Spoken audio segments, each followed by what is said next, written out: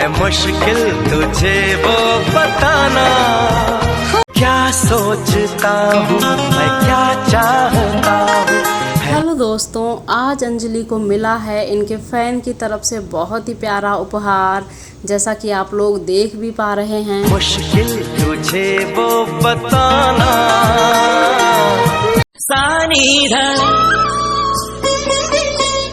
नीधा मैंने सुना है कि मुश्किल बड़ा है। दोस्तों आप लोग देख लीजिए, अंजलि ने अपने इस प्यारे से फैन को बहुत बहुत धन्यवाद दिया है।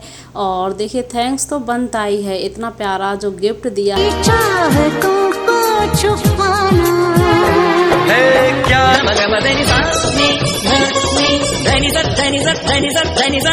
सोचता हूँ मैं, क्या चाहता हूँ। है मुश्किल। और साथ ही आप लोग बताएंगे कि आप लोगों को अंजलि का जो ये स्केच है वो कैसा लगा। और आप लोग देख रहे होंगे एक एंड स्क्रीन पर छोटा सा ब्लॉग वीडियो आप लोगों को दिख रहा है। आप लोग इस ब्लॉग को एंजॉय कर सकते हैं। ये एक मॉर्निंग वॉक ब्लॉग है, तो आप लोग जल्दी से इस ब्लॉग वीडियो पर क्लिक कीजिए।